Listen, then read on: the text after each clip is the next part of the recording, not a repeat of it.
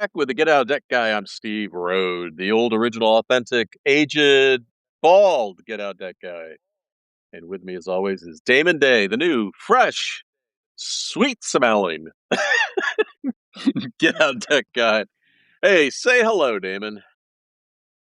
Hey, Steve, you've been bald since I've known you, and I've known you a long Yeah, I know. time. So, although I have evidence, I have seen a photo of Steve with hair. It Yeah, does hair and a exist. beard.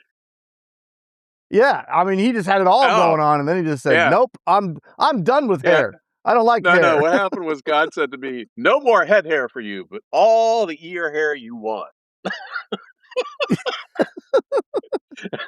I can grow an eyebrow like nobody, Yeah.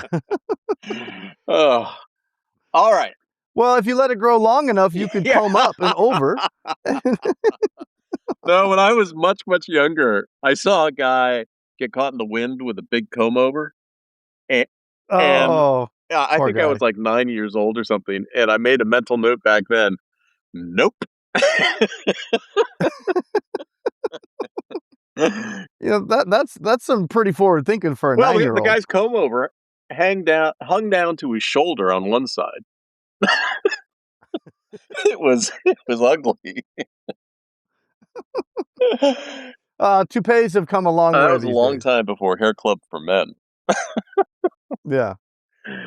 All right. Well, you know what we need to do. You've listened to our episodes, you've run the numbers, you've written down numbers, and you understand your options. So, why haven't you done anything yet? Here's what I've learned over the years in the debt relief area. The thing stopping you isn't the debt. It's not even the solutions. It's not even the money. Let's be honest, it's something deeper. A fear that you might not be able to name. And today we're going to name it because once you can see it clearly, it starts to lose its power. Damon, one thing that I've observed this week, I have all these free tools on the getoutofdebt.org website. And it's Yeah. been interesting that the tools that allow people to assess situations before they get into it, like the contract decoder or the scamometer, people don't use as much as they do the wage garnishment calculator, the, the statute of limitations calculator. It just, reinforces the fact that people take action once it's hit the fan and not proactively. And, part of that is the focus of the show today that, why people don't step up early. But we'll get to that in a moment. Let's hit the latest news on the getoutofdebt.org site. If you haven't subscribed to the weekday newsletter and you want to stay in touch with everything that's happening in the credit and debt and your life world, then go to getoutofdebt.org. Big subscribe button at the top. So, Damon, what caught your eye this week? Well, I must say, speaking of all those awesome tools, that you've built. I mean, Steve, you've really let your hair down in the last 2 weeks and been getting after it, man. There's a lot of great tools for consumers on the Yeah. website. So if you haven't been, get on over to getoutofdebt.org. Steve's redesigned the site. May or may not have used some AI Oh, to do it, absolutely. but it looks really good. And you know what's crazy is to make a site like this 10 years Oh, yeah. ago, the tens of thousands of dollars it would have cost you. Yeah. And now you've got an aged dude with AI just whipping it out in his basement. Yeah, Wait, that didn't come out right. Yeah, the first Get Out of Debt overhaul that I did on the site, like almost 20 years ago now, cost me $5,000. So, Yeah.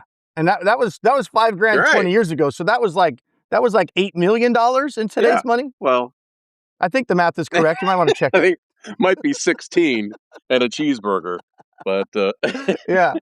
all right. So, what stories caught your eye? So there was a couple, but I will start with the one that I think we've touched on before, but I think it's so important. I think it's worth mentioning it again because this was an article that you wrote last month, actually.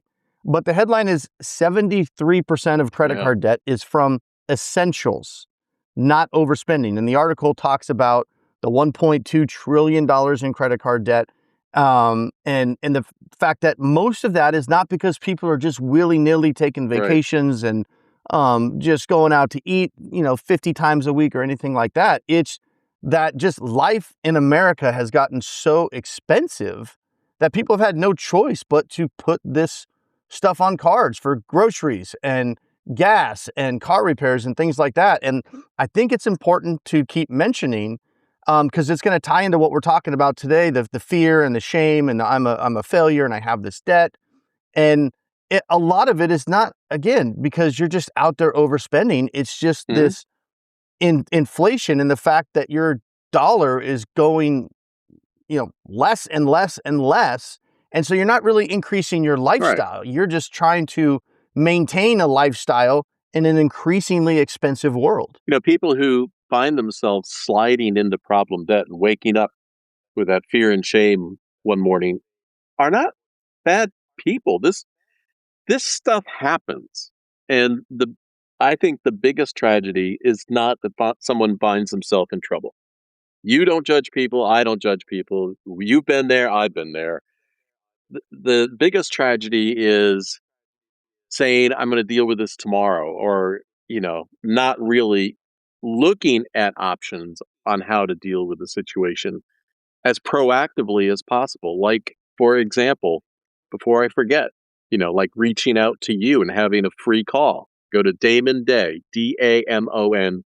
DAMONDAY.com, and just talk through the situation. It doesn't mean you need to do anything. You don't need to sign up for anything. Just just explore your options before the entire bucket of shit hits the fan. Yeah. And if you're constantly looking at, your debt and going, how in the heck did we get into this? And you can't, put your finger on what you bought that got you $80,000 in Yeah. credit card debt. Go to the site and just type in the search bar, credit card debt is from Essentials. The article will pop right up. It's a great article. And for most of you, it'll probably be an aha moment. Like, this is Yeah. why we're in debt. So now that you've identified why, now we can take steps to Yeah. fix And the it. other thing is that people hopefully will understand more and more that they're not alone, that this isn't a personal failure. This is just the way things work right now. Oh, you're not alone, but it Oh, feels like you're alone absolutely. because this is not stuff that anybody likes to talk about. But I hear it every day from Yeah. clients, right? Because when they call me, they open up about it, and I'm somebody they can tell about this without fear of shame or judging or anything like that. But this is not something you want to talk to your brother about or your parents about or a friend. You don't want to start. Oh yeah, I've got this debt and this that. Nobody wants to have that conversation, right? We're all on social media. Nobody posts on social media. So I woke up today and looked at my credit card I'm statement and screwed. holy shit. Yeah. I've been on Facebook for 15 years and I've never seen that post from anybody, but yet as a group we're $1.2 trillion in credit Yeah. card debt, but you wouldn't know it by looking at any Instagram, Facebook or Would you nothing, love to see an right? Instagram post of a beautiful meal at a restaurant? Here's the dish I couldn't afford. Yeah. And then the next picture is them dashing out the door, doing a little Yeah. dine and dash. Like, I can't pay for this. Yeah. Here's the DoorDash car that would have stopped. Sir, I'm sorry, but your credit card got declined. Hmm. That sounds like a you problem. Should start asking for deposits before we. Yeah. Yeah, you know what? Restaurants may start doing that. You're going to have to put a little something down before we bring you Yeah, that steak. that's actually it's not out of the realm of things that might happen considering how expensive meals are becoming. Ah, shoot, dude. Can I get that tri-tip on layaway and then eat it in a few hours? I can only afford I got a little. a unit tip. Yeah. I imagine that old Chris Rock sketch when he's like talking about how broke he is or something. And he's like, I just want one rib. Give me one rib. And then he's like, can I have a soda? Just pour it in my hand. Yeah, That's how I feel when I go grocery shopping to California and they're like, how many bags do you have? And just out of principle, I'm like, None. I'll just carry this shit out. I ain't paying for a bag. Watch me juggle it. I'm spending $300 on groceries and you want to charge me per bag now? Yeah. Screw you. Add half a cent into some of my items and let me just have my bags. Give me a break. I was at the grocery store the other day, and the plastic grocery bags are now so thin that they have to triple bag them so your shit doesn't fall out. Yeah. And then they're like, oh, so how many bags do you have? I got none. I got none, lady. No bags. All right, well, here's a story. Oh, that here's a story that caught my attention. I just published today. Home sold without owner knowing. 3 arrested. I saw that one. I saw that. Yeah. So, I don't know if you've seen them, but I've seen more commercials about monitor your deed, so that people don't steal your deed, claim that they now own your property type thing. They're everywhere, but I still haven't decided if this is a drummed up thing that maybe has happened a few times and now they're trying to sell their service of we'll protect you from this, like a used car warranty. Yeah. I'm just calling about your used car warranty. Or it's a real legit thing that is, as big as they make it seem. And this is a real problem we need to start worrying about. The problem with the commercial is if you read the fine print, the claims that they use are like 15 years old. So that leads you to believe, oh, you got a dog. That would be my little Maltese. Yeah, she a tree blows 4 doors down and she's on top of it. Well, we'll see what happens with the bark in the edit. So you look at that disclaimer on those ads and it looks like, wow, it just looks like they're pumping this up. But I got mail.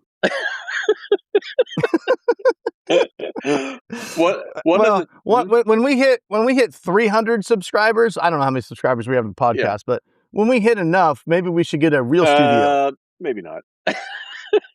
So anyway, I think we need more than 300 subscribers to afford a real studio, though. Let's see. You can stop talking in the mailroom, bro. I don't know. I love my mailroom. I don't know what I got. Anyway, so what I found out in this article is that the National Association of Realtors said that 63% of real estate professionals reported awareness of deed and title fraud in their markets within the past year. And the FBI does warn that quitclaim deed fraud is on the rise. So, another thing I discovered in writing this article is that your local county where deeds are recorded might offer a service that allows you to have a notification if something is recorded against your property. And so sure enough, I went to my local county and looked at their website, and they do have an alert service, and I signed up on the spot. So rather than that seems very smart. Rather than pay for something, you can just go and get it for free. Check your local county recorder of deeds. So that would be something I would get behind for sure, because what's the downside? Yeah, there's no downside. Right? Hey, you know what? If something looks funny, give me a call. Shoot me a text. Exactly. Knock out a telegraph. Like, give me a heads up here. Like, that sounds like a good idea. If you own a home, you should check into that. So what's the title of that article if they want to get some more details on what they might need to do? Home sold without owner knowing. Yeah, and that article I saw, I just glanced at it, but it was something like they made off with almost $1 million. $1.5 million. Right?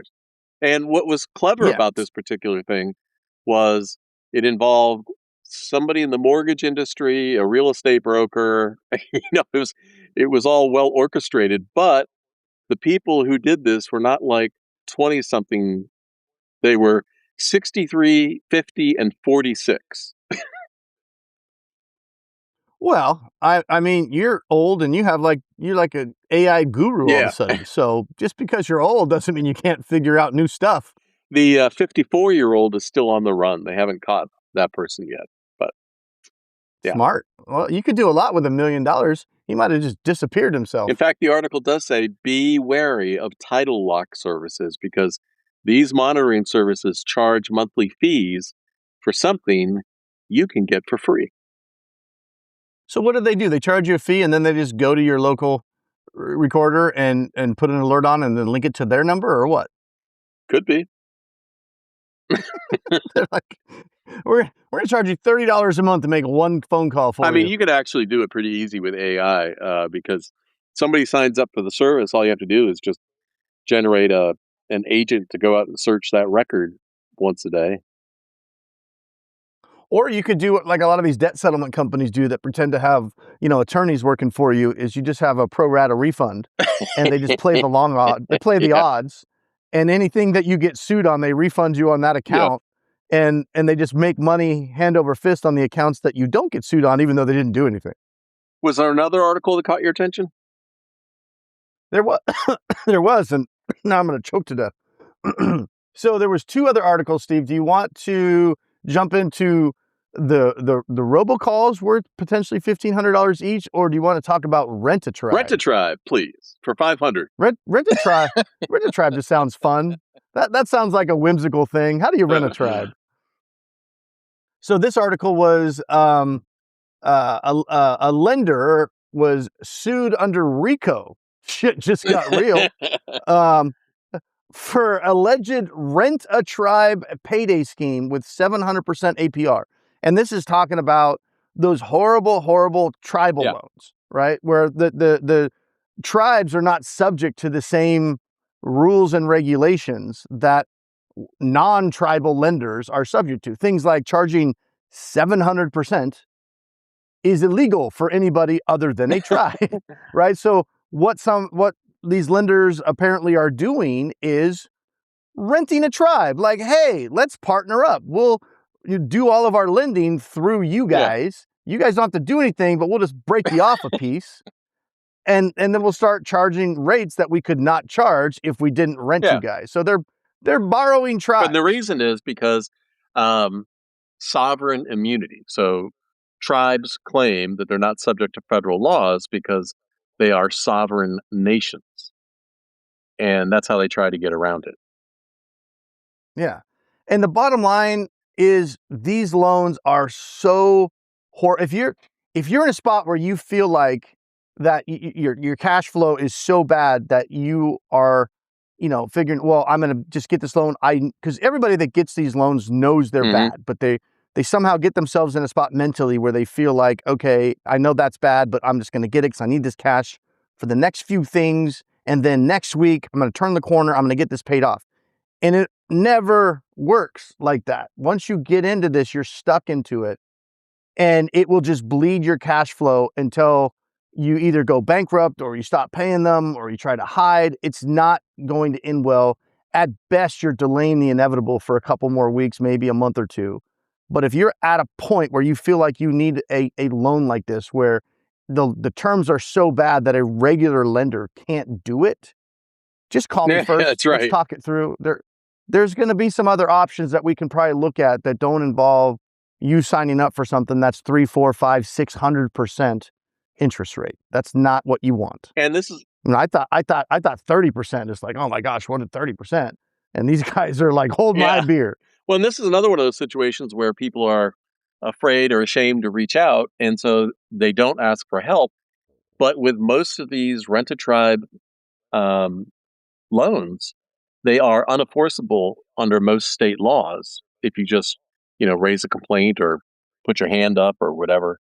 So again, That is another true. asking for help can save you if you reach out for help.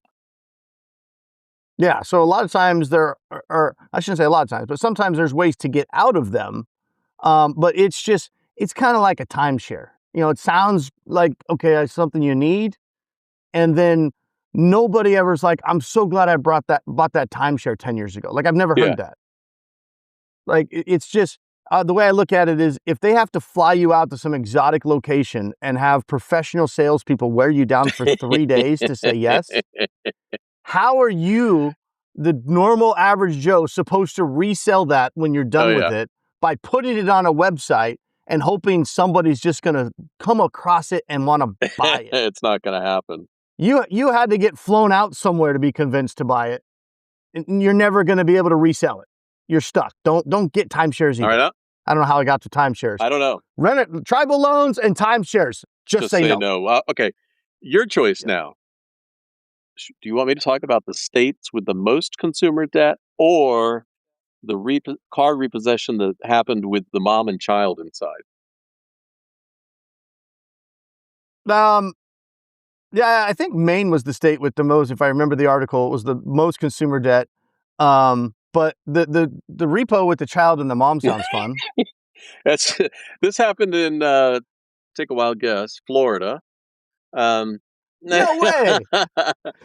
Florida man strikes again. well, Florida has a very interesting law that says that a creditor may repossess your car without a court order only if the repossession proceeds without breach of peace, meaning if the debtor verbally objects, then they have to stop right there. Well, in this particular case, what happened was Honda, American Honda Finance, that had the loan, subcontracted out to another company who subcontracted out to another company called 9 Second Recovery. And boy, did they live up to their name.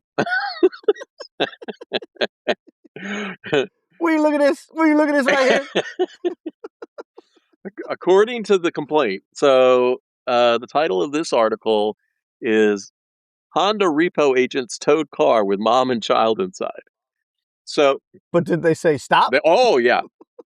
To make it even, Collaborate and to listen. make it even worse, they called the local police who came out and told the repossession. Why they were getting towed, they were on the phone with 911. That's awesome. That's told great. the repo agent, go ahead.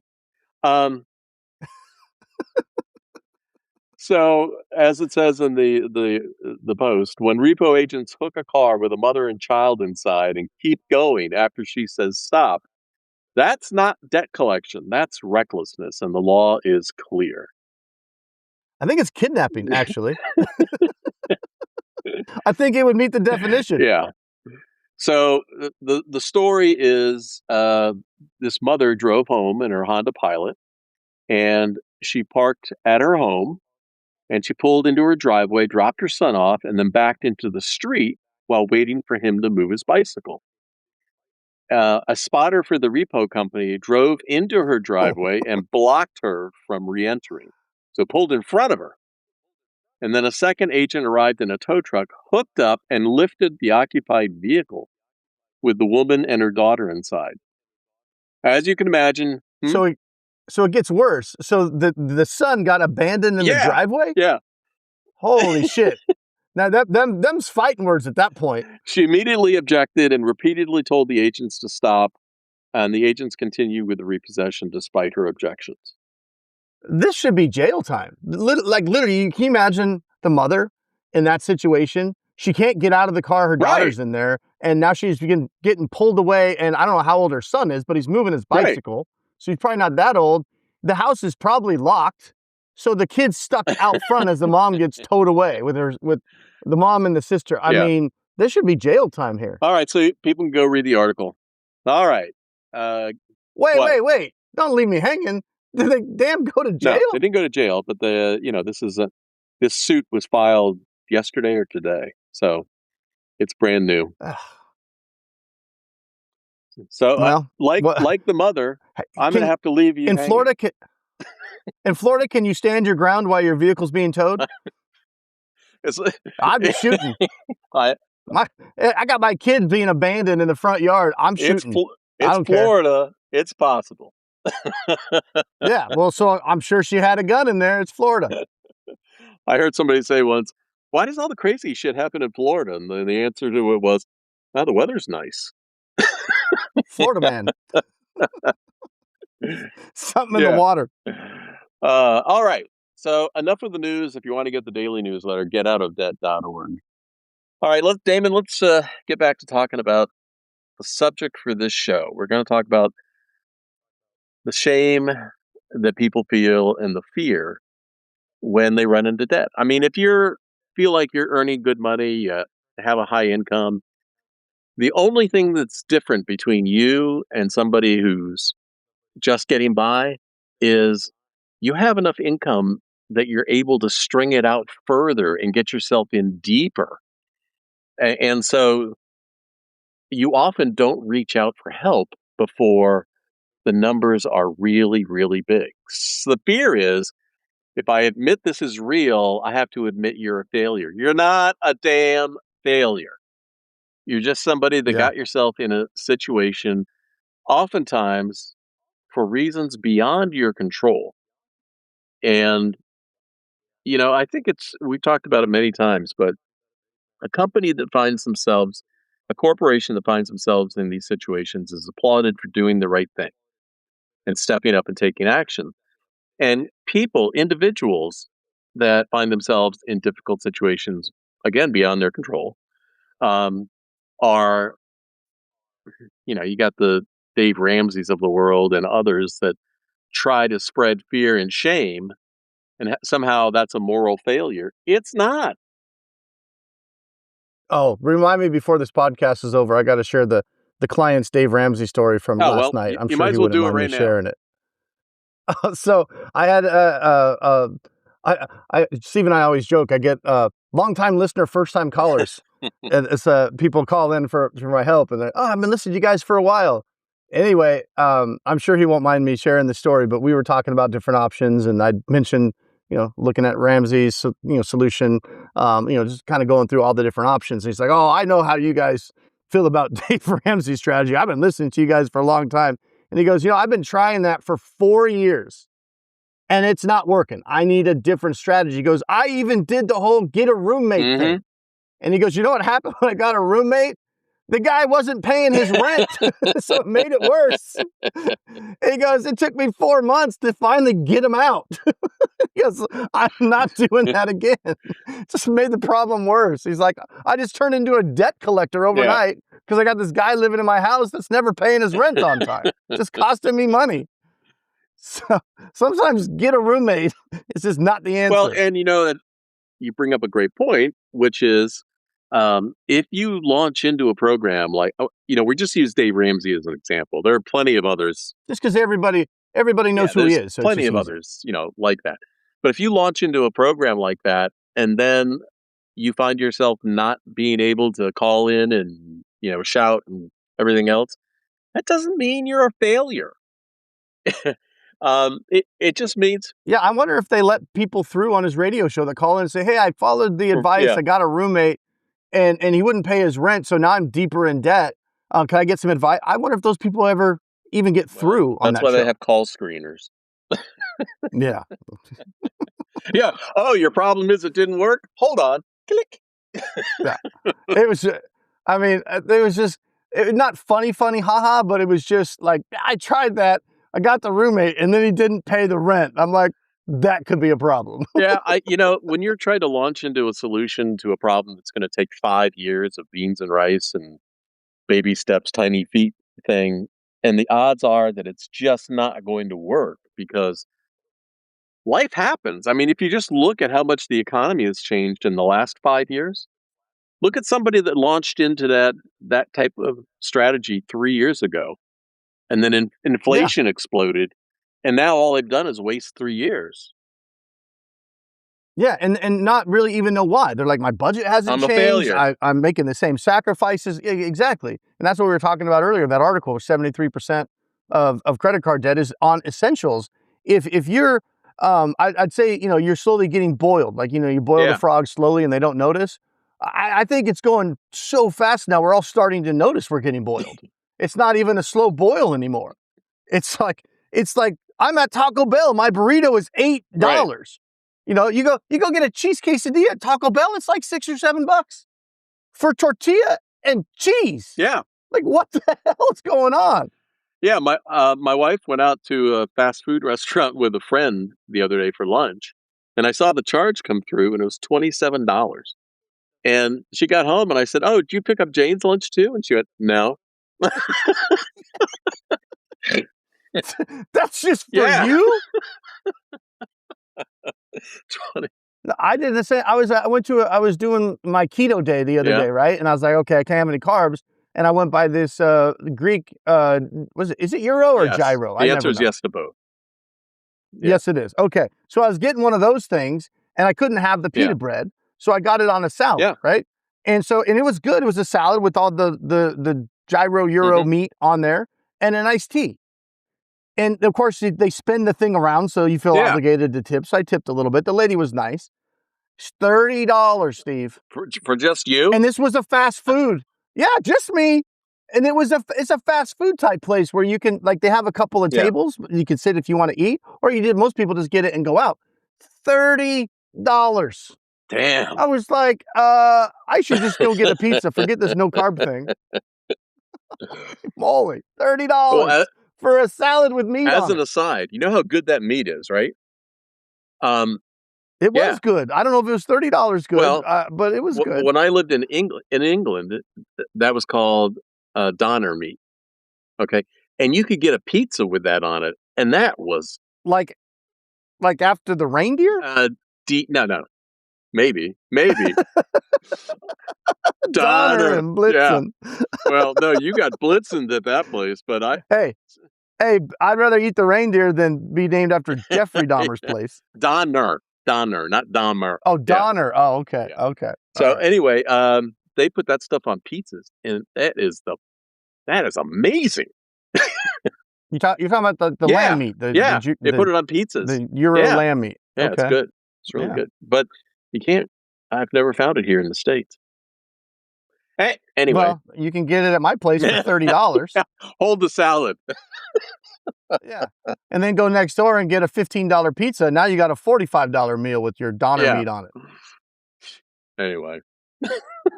So, if you come home and you admit to your wife that you just spent $30 on a salad, you might feel a little bit of fear or shame, but that's not the biggest thing that spouses run into.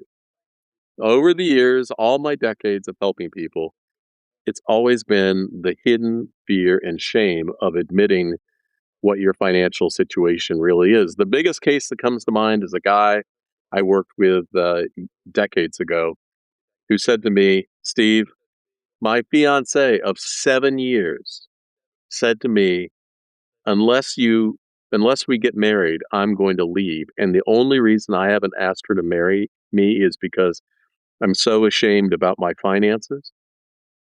And I said, so what happened? And he said, she left.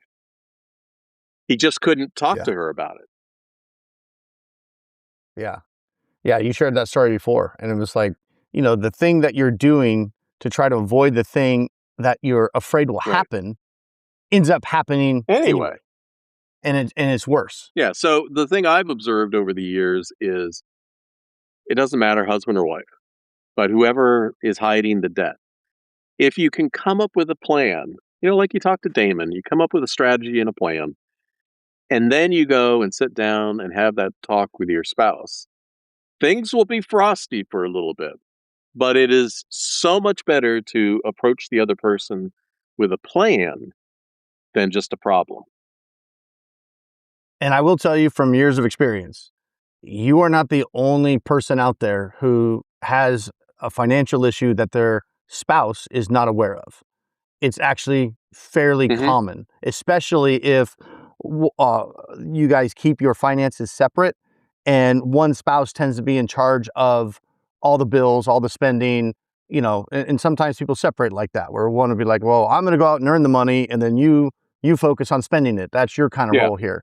And so, oftentimes the spouse earning the money has no idea what's going on. And then sometimes the spouse that's earning the money is also the one handling all the money. And so the other spouse is not really involved in that at all, other than when they want to buy something, there's money in the account. And it's very common. I deal with it a lot.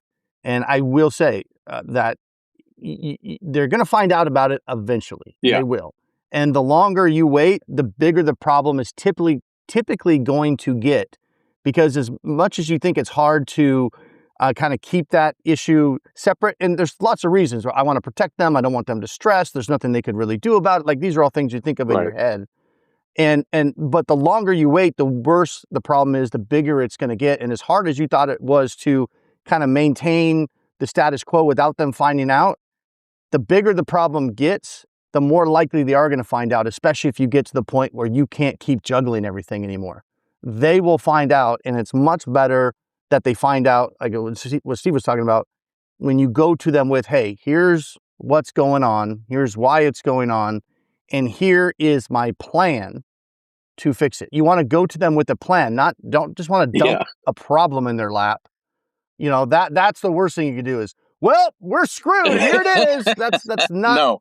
It's not the way you want to go No. about it. It's like, we've got this issue. Here's why we've got the issue, but here's what we can do about it. And it's going to suck, but it's going to be better than them getting a call from a random debt collector and being very confused about why a debt collector. Yeah, I mean, I can think of 2 instances where one spouse, actually turns out to be the husband in this case, in both cases, was so ashamed about telling his wife and family about their situation.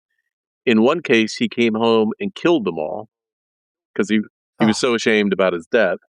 And in the other case, he threw his wife off the 15th floor balcony because he was too ashamed of his debt. Well, normally I'm the joke guy. I'm not even sure how to respond to that. That is so don't let it get to that point. You know, much better find somebody you can talk it through with. Whether it's me or not, find somebody you can. It's never as bad as you've got it built up in your mind. It never is. There's always solutions. It will. Hey, I mean, let's be honest. It will get a little frosty for a few days. Okay, but it thaws with a solution. And if you can approach the other partner with a solution, it is, you know, so much better than just bringing the problem. 100%. I mean, I even have clients where the reason they're in debt is because they had, a gambling problem. But now, now they're in treatment and they're getting help. And every case that I can remember, the spouse still stuck with them, and they're like, okay, we're in this together. We're going to do it together. We're going to get you some help, and then we're going to figure out how to deal with the debt. I've got several clients that are, in rehab for different things, whether it's, substance or gambling or whatever. So it doesn't matter why you're in the debt. What's important is recognizing that there's an issue, addressing that issue, and then moving forward, right? That's what you can do, is you can move forward. The good news is you can change your circumstances whenever you want. And also, you and I have, after all our many years, we've heard every situation. I honestly don't think there's anything that can shock me, even pitching your wife over the balcony, when it comes to debt. I mean, that wouldn't be the solution that I recommend. No. Right? There's other ones we can look at. I'm still not even sure, but logically that wouldn't make sense at all. No. But when you're in a state of panic and emotions are running high and you're scared, you don't make good decisions. So that's why it's important to have somebody you could talk it through with. Because then when you say, I'm going to pitch my wife over the cruise ship, I could be like, nah, I don't recommend that. And here's a couple options we could look at instead. That would probably work out better for both you and your wife. I'm afraid what she's going to think of me when I tell her how much debt I'm in. But I wonder what went through her mind before she went, into the water. Like, what? It'd be like, what the hell? Not a good day. Yeah, let's not do that. Let's not. Okay, another reason people say that they're afraid to take some sort of action is the fear of this is going to impact my credit report, my credit score. Oh, that's the biggest one. Everybody's afraid of the credit score. Yeah, and the reality is that you and I know, who cares? Let's fix it, and your credit score can be, rehabbed pretty quickly. All you have to do is break it down with pros and cons. Different options. How will this option affect my score? How will this option affect my score? How much money will I save if I do this, or if I do this, or I do that? How much is it going to cost me to do this? You just start breaking it down. Again, pros and cons. You break it down, and then you realize protecting your credit score in the short term is definitely not the be-all, end-all. And it becomes easy. It's like, well, okay, do you want a good credit score, or do you want $100,000 in the bank account, or whatever the situation is? Or do you want to lose $800,000 in retirement that you could have saved if you had taken action? 99% of the time when somebody tells me, what about my credit score? I said, well, that's fine. That's a valid concern. Let's talk it through. We talk about what they're planning on using their credit score for over the next few years, We look at the opportunity costs of, trying to maintain that, how much it's going to cost them both now and in the future. And we look at how much they can save if they say, you know what, my credit score is not that big a deal for a couple of years.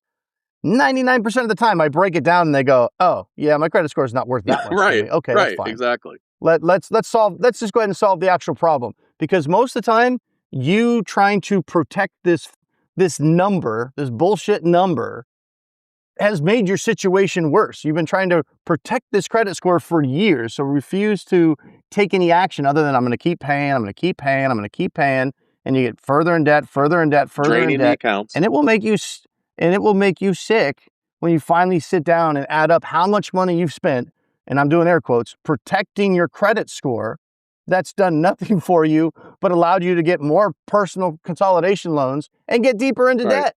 Because you're not solving the problem, you're just trying to protect the credit score.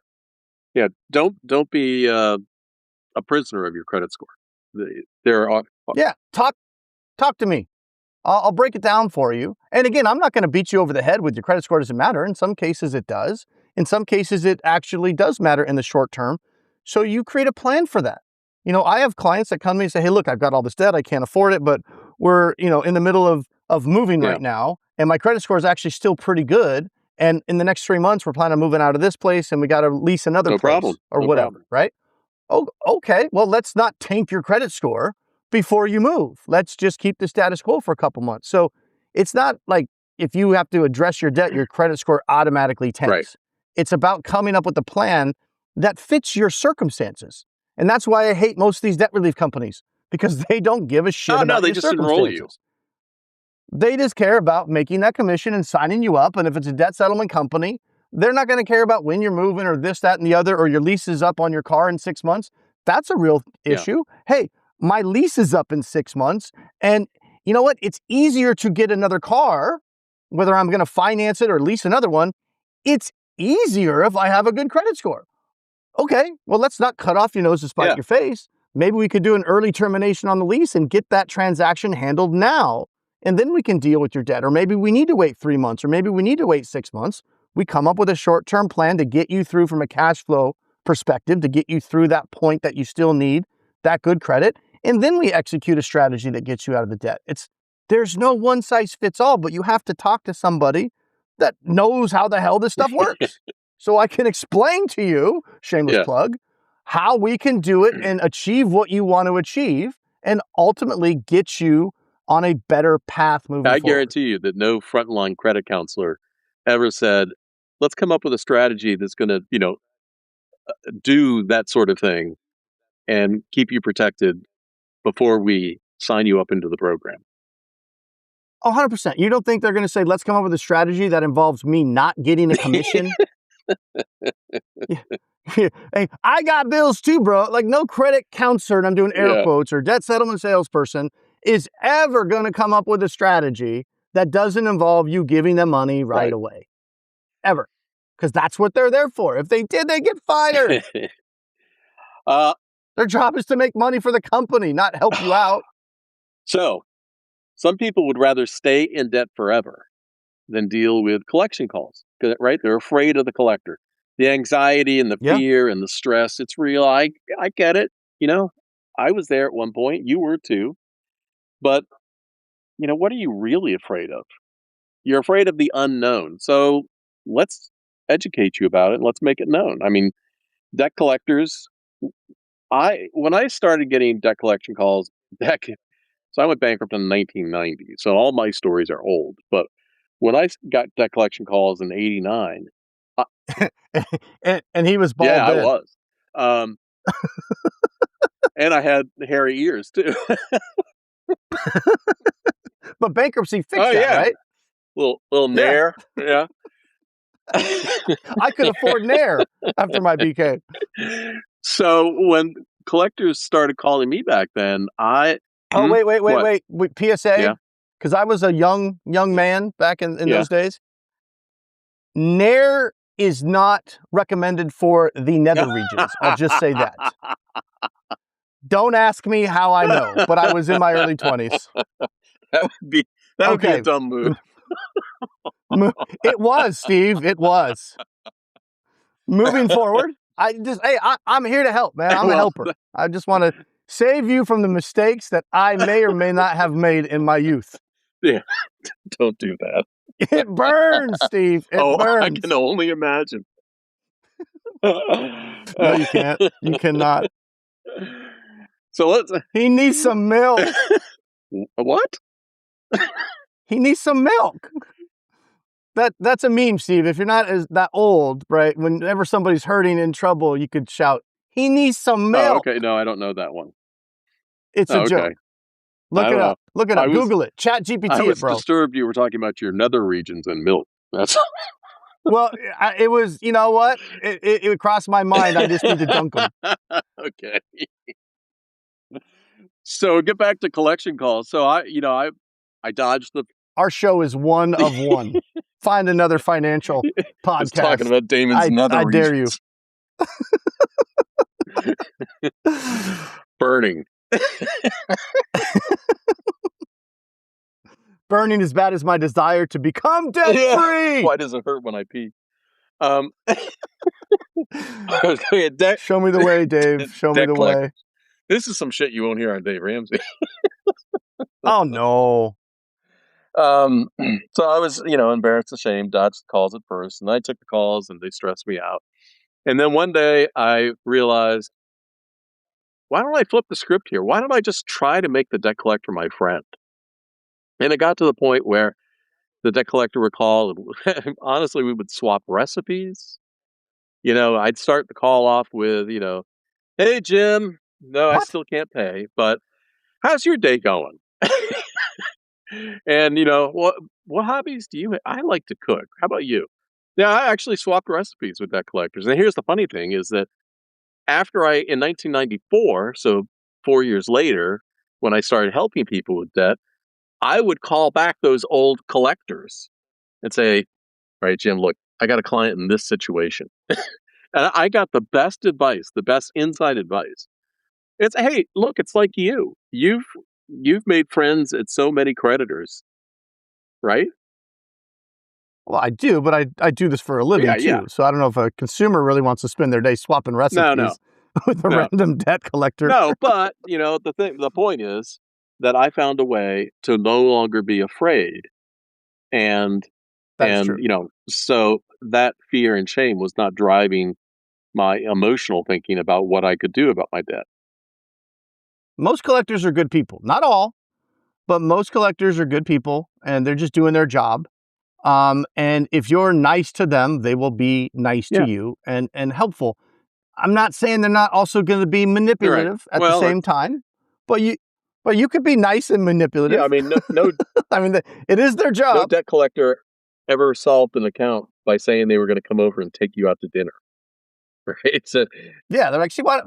Can I come over? We could just make those tacos you were talking about. Yeah, sounds great. And then you can still not pay.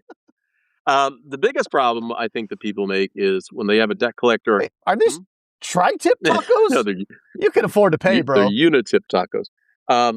Unitip. That the biggest mistake you can make, even if you're trying to be nice, is do not agree to a payment you cannot afford to make. It's much better to say the truth. No, I can't make that payment than it is to promise something and not make it, because that'll just be used against you. Well, that's how a lot of people get in trouble, is they get worn down and they're just like, I want to get off the phone. This guy is, pushing some buttons here, and fine, I could do that payment. And then they set that up and then their account gets, overdrawn, or they end up in a deal that they should not be in. It wasn't a great deal, but they just wanted to get off the phone. Years ago, talking about all the free tools, I'm going to bring this one back, I think, this week, in fact. I used to have, 20 years ago on the website, I used to have this thing called the debt confession. And where people could come and they could, type their, and get it off their chest. Talk to me. Right. Get it off. Talk to me, my son. Get it off their chest about their, their debt, shame, and fear that they were afraid to admit to anybody else.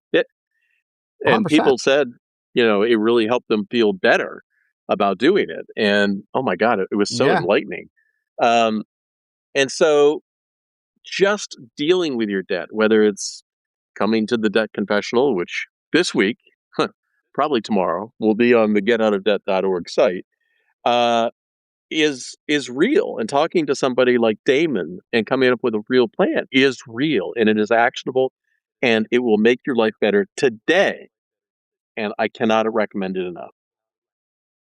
I will heretofore be known as the Nair guy. I talked to the Nair guy. Yeah, the guy with the burning nether regions. Well, you got me in that story. I no. It tastes like affordability. No, I kid. All right, dude, moving on. you don't want to tie those two things together.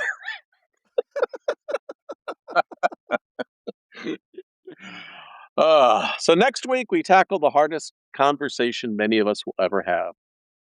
We're going to talk more about your spouse doesn't know. Here's how to tell them. We'll give you the exact scripts, timing, advice, and strategies for making this conversation go as well as possible. This would be a good time to reach out to Damon this week. Come up with that plan and strategy before we give you instructions on how to do it next time. So, Damon? So this podcast doesn't just give you tactics. It understands what's really going on, the emotions, the shame, the fear. If you need a space where someone gets it, stay subscribed to the Nair guy. So your assignment, write down your fear, the real one, not the excuse you tell others, but the thing that actually keeps you up at night. Then write one sentence about why that fear might be less powerful than you think. Keep that paper somewhere you can see it. Fear is an MF liar. It tells you that avoiding action keeps you safe. But you're not safe. You're stuck. The way out is through. And we will see you next Thursday, and we'll tackle the hardest conversation. You've got this. I believe in you. Damon, I will see you. Peace.